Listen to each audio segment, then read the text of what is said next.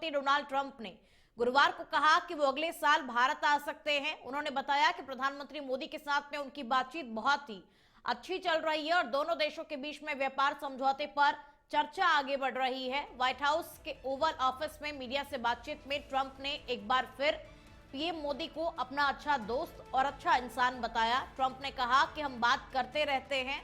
उन्होंने रूस से तेल की खरीद काफी कम कर दी है और पीएम मोदी ने मुझे भारत आने का न्योता दिया है और मैं वहां जाने की सोच रहा हूं। जब पत्रकारों ने उनसे पूछा कि क्या वो अगले साल भारत जाएंगे तो ट्रंप ने मुस्कुराते हुए कहा कि हाँ, हो सकता है। वहीं ट्रंप ने एक बार फिर दावा किया कि उन्होंने भारत पाकिस्तान युद्ध को टैरिफ का डर दिखा करके रोक दिया था। उन्होंने कहा कि 8 युद्धों में से 5-6 मैंने टैरिफ की मदद से खत्म किए। भारत और पाकिस्तान युद्ध की कगार पर थे और दोनों परमाणु देश है। 8 विमान गिराए गए। मैंने कहा अगर तुम लड़ोगे तो मैं दोनों पर टैरिफ लगाऊंगा और 24 घंटे में मामला सुलझ गया।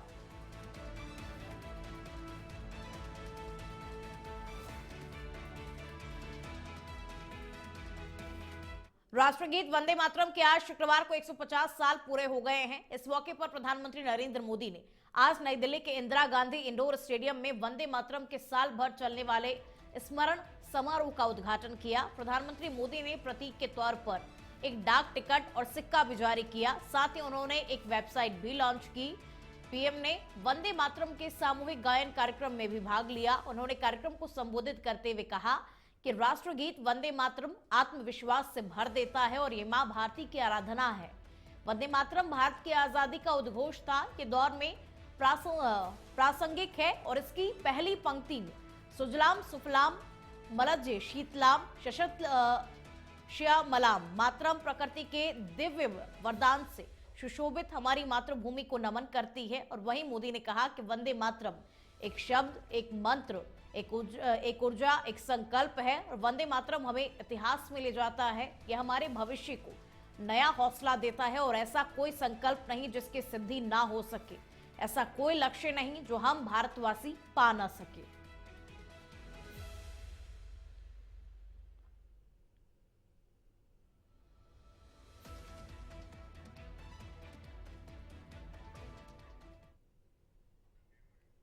वंदे मातरम एक शब्द, एक मंत्र है, एक ऊर्जा है,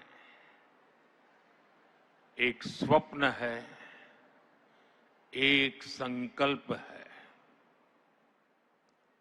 वंदे मातरम ये एक शब्द मां भारती की साधना है, मां भारती की आराधना है। वंदे मातरम ये एक शब्द हमें इतिहास में ले जाता है। ये हमारे आत्मविश्वास को, हमारे वर्तमान को आत्मविश्वास से भर देता है और हमारे भविष्य को ये नया हौसला देता है कि ऐसा कोई संकल्प नहीं, ऐसा कोई संकल्प नहीं जिसकी सिद्धि न हो सके, ऐसा कोई लक्ष्य नहीं जो हम भारतवासी पा न सके। सुप्रीम कोर्ट ने आवारा कुत्तों के मामले में सुनवाई करते हुए सभी राज्यों और केंद्र शासित प्रदेशों को अहम निर्देश जारी किया है। कोर्ट ने कहा कि सभी आवारा पशुओं को सड़कों, राज्य के हाईवे और राष्ट्रीय राजमार्गों से हटाया जाए। सर्वोच्च न्यायालय ने इसे लेकर के राज्यों के साथ साथ राष्ट्रीय राजमार्ग प्राधिकरण और नगरपालिकाओं को भी निर्देश जारी कर दिया है। और इतना ही नहीं, कोर्ट ने निर्देश दिया कि आवारा पशुओं को हटाने के लिए हाईवे निगरानी टीमें भी बनाई जाए जो उन्हें पकड़कर सड़कों से हटाएगी और शेल्टर होम्स में रखेगी। शीर्ष अदालत ने अपने आदेश में आगे आवारा कुत्तों के मुद्दे पर भी आदेश जारी किया। कोर्ट ने कहा कि सभी शिक्षण संस्थान, अस्पताल, बस और रेलवे स्टेशन से आवारा कुत्तों को हटाया जाए, उन्हें शेल्टर होम में जगह दी जाए। साथ ही उन्हें टीकाकरण के बाद भी उसी इलाके में ना छोड़े जाने के भी निर्देश दिए गए। इस मामले में जस्टिस विक्रम नाथ, जस्टिस संदीप मेहता और जस्टिस एनवी अंजारिया की बेंच में सुनवाई हुई। सुप्रीम कोर्ट ने कहा कि सभी राज्यों के मुख्य सचिव इन निर्देशों का सख्ती से पालन करवाएंगे। स्टेटस रिपोर्ट और हल्फनामा 3 हफ्ते में दायर किया जाए। इस मामले में अगली सुनवाई अब 13 जनवरी को होगी।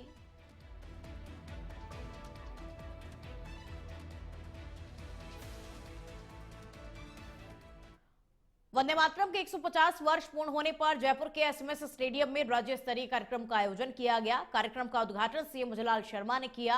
कार्यक्रम में विद्यार्थियों, जनप्रतिनिधियों, एनसीसी कैंडिडेट्स, शिक्षकों और आम नागरिकों की उपस्थिति में ऐतिहासिक स्वरूप में सामूहिक राष्ट्रगान एवं वंदे मातरम का गायन किया गया।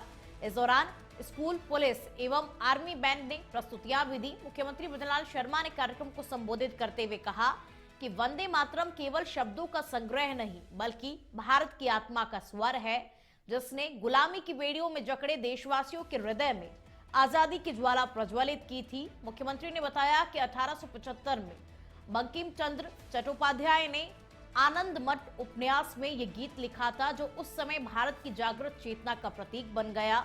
अंग्रेजी शासन के दौर में इस गीत ने लाखों युवाओं के मन में स्वतंत्रता का विश्वास जगाया और अनेक स्वतंत्रता सेनानियों ने इसे गाते हुए अपने प्राणों की आहुति दी।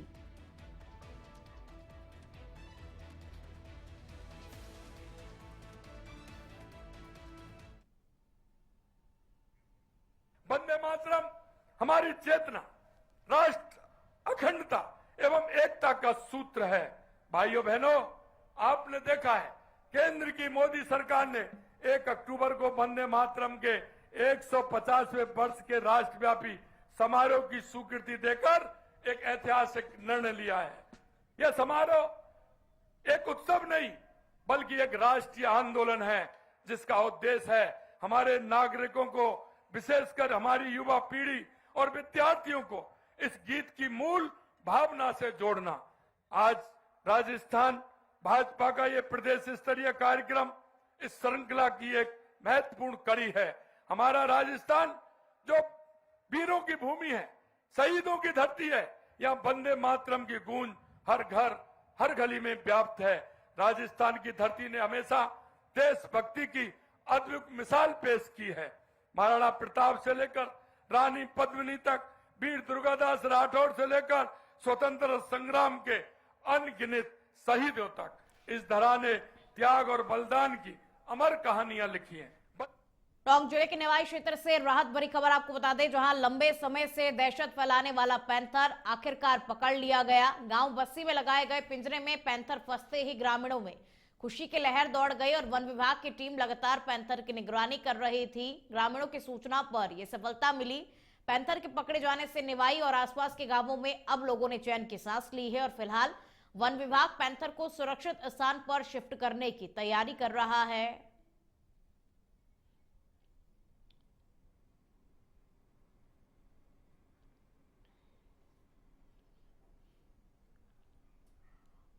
भरतपुर जिले के बयाना में सुरक्षा व्यवस्था को मजबूत करने के लिए विधायक डॉक्टर रितु बनावत की विधायक नीति से नगरपालिका द्वारा शहर में 18 हाईटेक सीसीटीवी कैमरे लगाए गए। इन कैमरों का नियंत्रण कक्ष पुलिस कोतवाली बयाना में स्थापित किया गया, जिससे पूरे शहर की निगरानी की जाएगी। कैमरे गांधी चौक, बस स्टैंड, पंचायत समिति, बजरिया, शिवगंज मंडी और गणेश मार्केट तिराहे जैसे मुख्य स्थानों पर लगाए गए। विधायक डॉक्टर रितु बनावत ने रिबन काट करके इस परियोजना का शुभारंभ किया। नगरपालिका अध्यक्ष विनोद अग्रवाल ने बताया कि कैमरों से अपराधों पर रोक लगेगी और किसी भी घटना पर तुरंत कार्रवाई संभव होगी। विधायक ने यह भी कहा कि यह पहल शहरवासियों की मांग पूरी करने के साथ में ही महिलाओं और छात्राओं की सुरक्षा सुनिश्चित करेगी।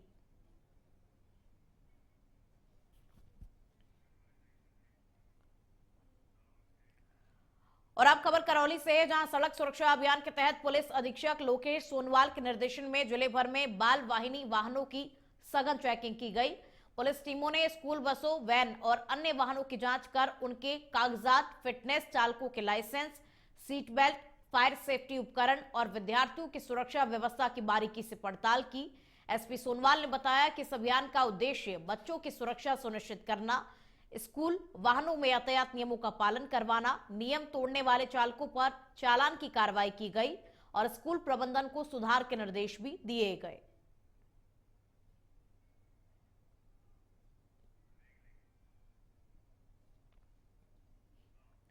बयाना विधानसभा क्षेत्र में मतदाता सूचियों के गहन पुनरीक्षण कार्यक्रम 2026 के तहत अधिकारियों द्वारा गांव-गांव जाकर बीएलओ के कार्यों की जांच की जा रही है। उपजिला निर्वाचन अधिकारी घनश्याम शर्मा ने वीरमपुरा, सालाबाद, अघावली, रुदावल और दहिना गांव मतदान केंद्रों का निरीक्षण किया। उन्होंने बूथ लेवल अधिकारियों को चुनाव आयोग की गाइडलाइन के अनुसार पारदर्शिता से मतदाता सत्यापन करने के निर्देश दिए। साथ ही मतदाताओं को एसआईआर कार्यक्रम की जानकारी देते हुए आवश्यक प्रपत्र और दस्तावेज उपलब्ध कराने को कहा। वहीं बीएलओ अब घर घर जाकर मतदाताओं को गणना प्रपत्र भरने की जानकारी दे रहे हैं।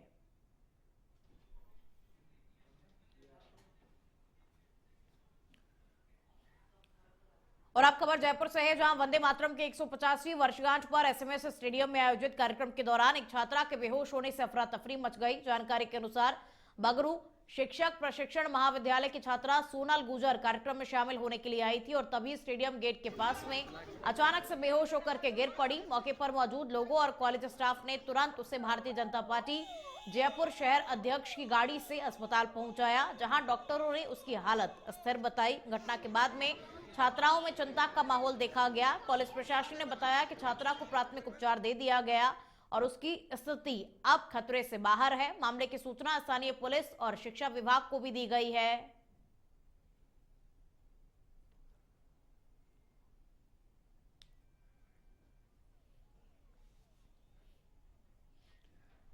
और अब अलवर से खबर है, जहां राष्ट्रीय गीत वंदे मातरम के 150 वर्ष पूर्ण होने पर अलवर के इंदिरा गांधी स्टेडियम में भव्य जिला स्तरीय कार्यक्रम का आयोजन किया गया। कार्यक्रम की शुरुआत कंपनी बाग स्थित शहीद स्मारक पर श्रद्धांजलि और पुष्पांजलि से हुई। इसके बाद में बाइक रैली के माध्यम से पूरे शहर में वंदे मातरम का जन जागरूकता संदेश गूंज उठा। मुख्य समारोह में स्वतंत्रता संग्राम और स्वदेशी आंदोलन पर आधारित प्रदर्शनी, तिरंगा वितरण, स्कूल बैंड, निबंध, चित्रकला और सांस्कृतिक प्रस्तुतियों ने देशभक्ति का माहौल बना दिया। कार्यक्रम में एनसीसी और एनएसएस, स्काउट गाइड, पुलिस, छात्र छात्राओं और सामाजिक संगठनों ने भाग लिया। जिला कलेक्टर डॉक्टर आर्तिका शुक्ला ने बताया कि 15 नवंबर तक जिले भर में वंदे मातरम 150 थीम पर विविध देशभक्ति कार्यक्रम आयोजित किए जाएंगे।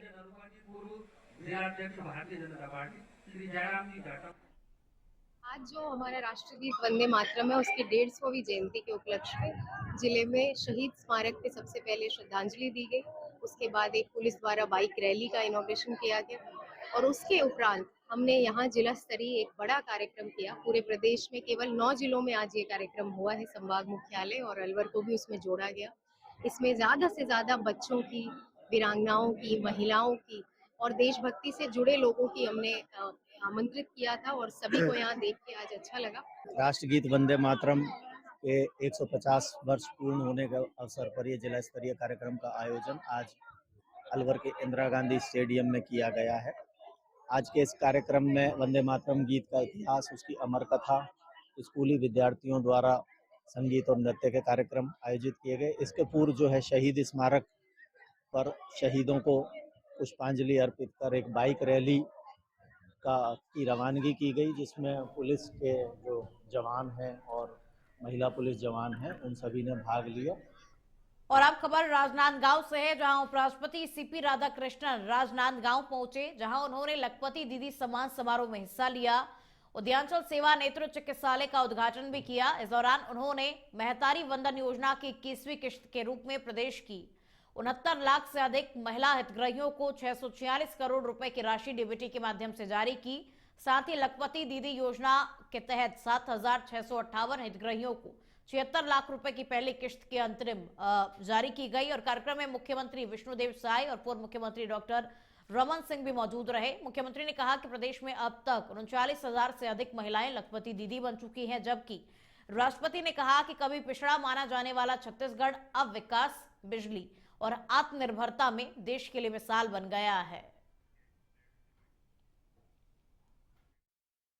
1000 से ज्यादा राम भक्त इस योजना का लाभ लेकर प्रभु श्री राम, जो हमारे प्रदेश के भाचा कहलाते हैं सर, प्रभु श्री राम का ननिहाल ये छत्तीसगढ़ है, तो 30,000 से ज्यादा राम भक्त आज इस योजना का लाभ ले चुके हैं।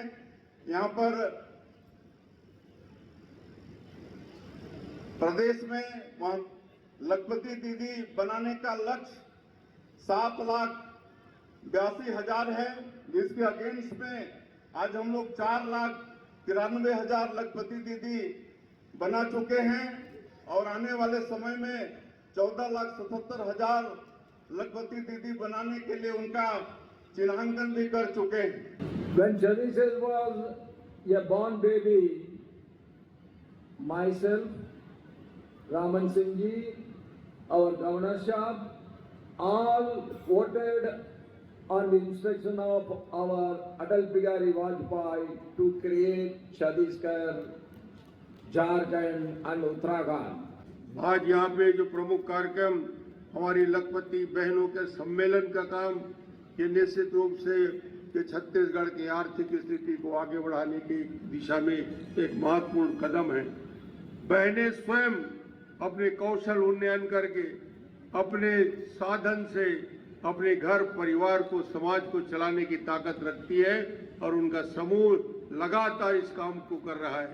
सैकड़ों बहनें लखपति हैं, बाकी बहनों ने 5 लाख और 10 लाख तक का व्यवसाय और इनकम किया है। मैं आज इस अवसर पे उन बहनों का सम्मान करता हूं, स्वागत करता हूं, क्योंकि आज आपके नाम सुनकर, राजनांदगांव की बहनों की आवाज सुनकर दिल्ली से उपराष्ट्रपति जी आए हैं, इससे बड़ा सम्मान नहीं हो सकता।